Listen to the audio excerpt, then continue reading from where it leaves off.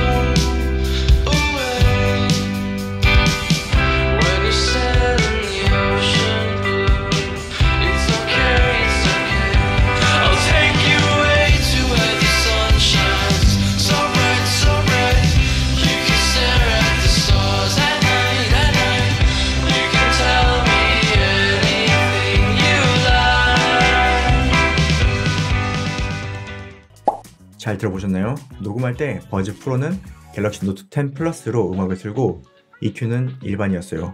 다른 것들 모두 다 기본 상태였고, 에어팟 프로는 아이폰 12 미니에 연결했고 EQ는 기본, 사운드 자동 조절은 켜놓은 상태였어요. 그리고 오디오 조정은 끄고 녹음했습니다. 이렇게 또 비교해서 들으니까 에어팟 프로 역시 답답해요. 제가 듣는 느낌은 그래요. 에어팟 프로가 보컬은 잘 살려주는데 다른 악기 소리가 너무 묻혀요.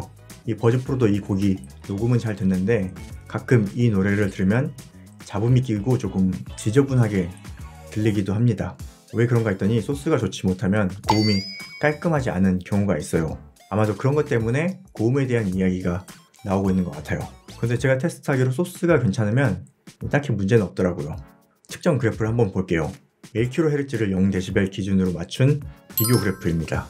이렇게 보면 저음하고 고음이 너무 차이가 나 보이네요. 이럴 땐 그냥 보면 안 돼요. 저는 전체적인 밸런스를 보고 비교하는데 여러분께 좀 더 쉽게 보여드리기 위해서 버즈 프로 그래프를 아래로 내려보겠습니다. 이러면 좀 더 눈에 잘 들어올 거예요. 에어팟 프로는 여기 중역이 강조되어 있죠. 그래서 보컬이 강조돼서 들립니다. 버즈 프로는 이 그래프에서 저음은 평탄한데 중고음 영역이 조금 낮아요. 그래서 자극이 적고요. 10kHz 이상에서 살짝 강조가 들어가죠. 이 부분이 고음 악기 음색을 잘 살려준다고 생각하는 부분이에요. 이 두 제품 사운드에서 어떤 게 더 좋다, 이렇게 결론을 내릴 수는 없어요. 다만 제 취향은 버즈 프로가 더 잘 맞습니다. 그리고 버즈 프로 저음이 정말 좋아요. 오랜만에 듣는 돌저음 진짜 좋습니다. 다음은 ANC를 비교해 볼게요. 지난 리뷰에서는 같이 보여드리지 못했는데 버즈 프로와 에어팟 프로 비교 그래프를 보여드리겠습니다. 하지만 그 전에 깔고 가야 하는 게 있어요. 바로 방수 등급. 에어팟 프로는 IPX4를 지원하고 버즈 프로는 IPX7을 지원합니다. 출시 기간이 1년이 넘게 차이가 나니까 이 정도 핸디캡은 가지고 시작해야죠. 이 그래프는 초기부터 가지고 있던 에어팟 프로 그래프예요. 버전은 32283에서 측정했어요. 점선이 차음성 그래프고 실선이 ANC를 포함한 그래프입니다. 차음성부터 보면 제 측정용 실리콘 귀는 버즈 프로하고 밀폐가 잘 됩니다. 그래서 에어팟 프로보다 조금 나은 성능을 보여줍니다. ANC 성능을 보겠습니다. 여기 2에서 300Hz 피크를 제외하면 거의 모든 영역에서 버즈 프로가 좋습니다. 그런데 여러분은 10월 버전 측정 데이터하고 비교해보고 싶으시죠? 이번 그래프는 10월 생산 개선판입니다. 32283으로 업데이트된 측정 데이터예요. 피크값이 조금 좋아졌습니다. 역시나 차음은 비슷한데 이 제품 6kHz 이상 고음에서 차음이 좋지가 않네요. 이전 제품은 ANC 성능은 낮지만 차음 성능은 좋죠. 이렇게 ANC 튜닝은 시소처럼 이루어져요. 암튼 개선판은 피크 주파수가 다를 뿐 버즈 프로와 거의 비슷합니다. 그런데 고음은 또 많이 차이가 나죠. 그런데 이걸 실제로 들으면 어떨 것 같나요? 차이가 많이 날까요? 이번엔 녹음한 비교 성능을 들어보시죠. 한번 잘 들어보세요. 안내 말씀드리겠습니다. 주인공이 다툴 때 무리하게 승차하실 경우 지연이 발생할 수 있으며 운행 중 급정차 시 충격이 발생할 수 있으니 손잡이나 주변의 고정부를 잡고 안전하게 연행하시기 바랍니다. 감사합니다.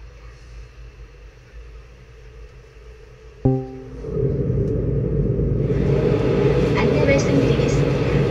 주인공이 다툴 때 무리하게 승차하실 경우 지연이 발생할 수 있으며 운행 중 급정차 시 충격이 발생할 수 있으니 손잡이나 주변의 고정부를 잡고 안전하게 연행하시기 바랍니다.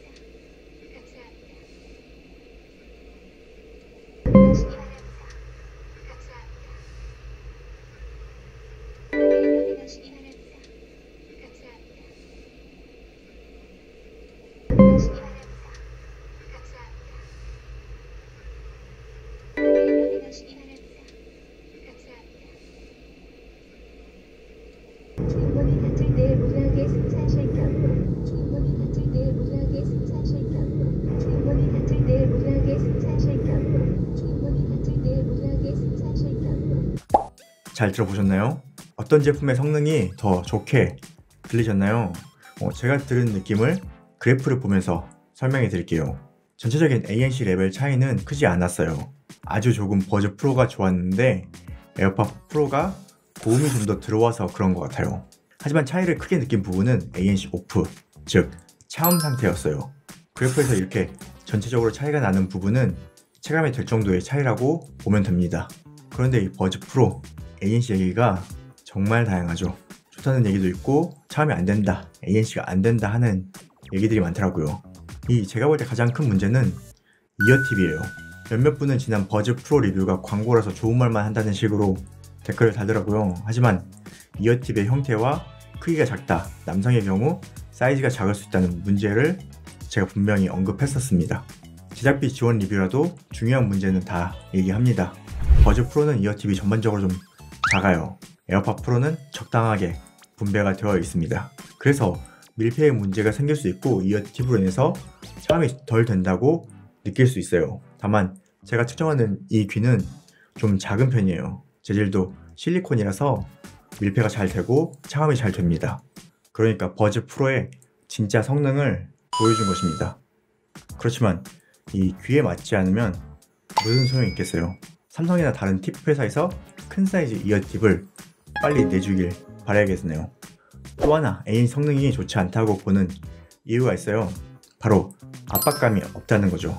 버즈 프로의 경우 이어팁도 문제지만 ANC 특유의 이 먹먹한 느낌, 압박감이 없어요.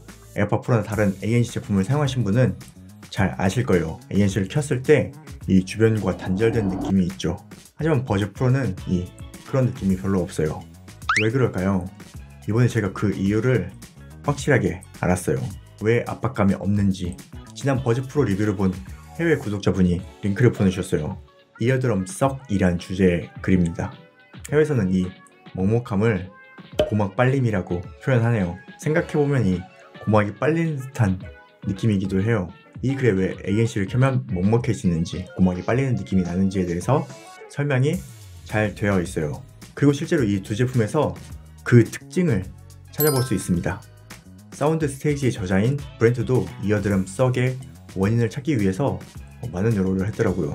오랜 시간 계속 사용하면 다들 적응해서 잘 사용하는데 그 느낌이 아주 편하지만은 않거든요.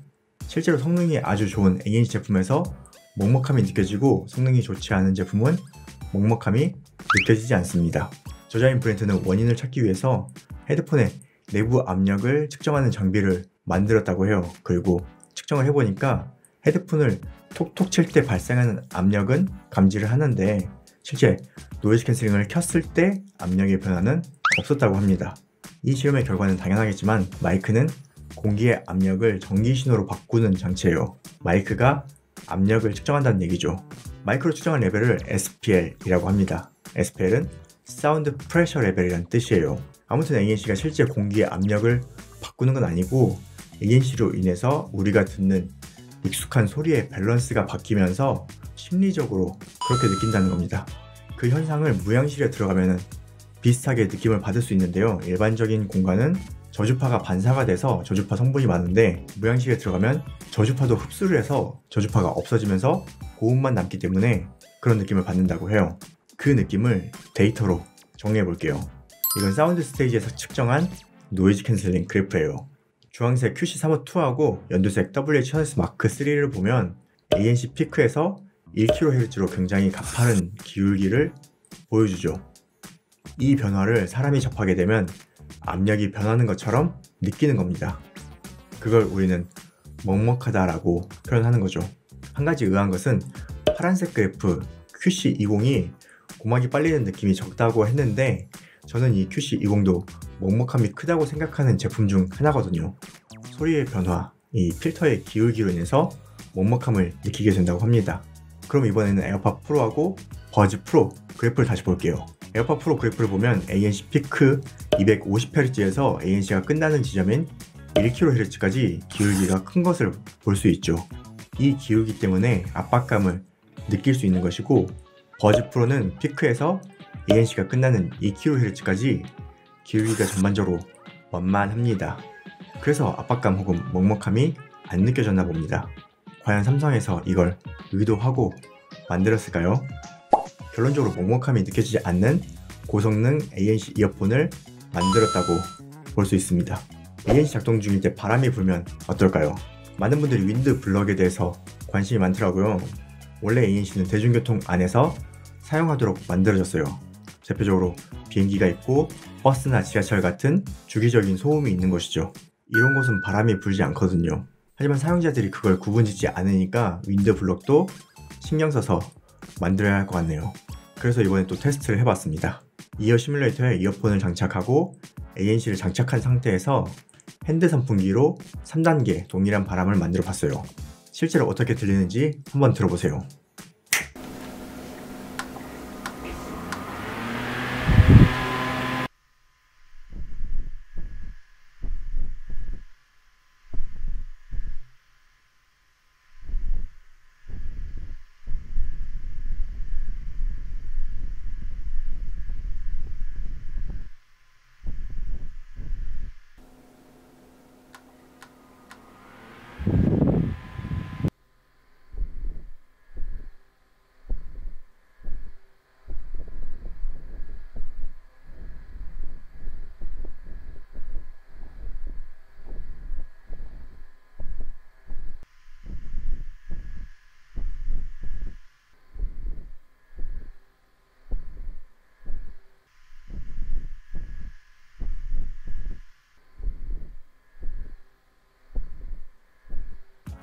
어떠신가요? 저는 두 제품의 큰 차이를 느끼지 못했어요.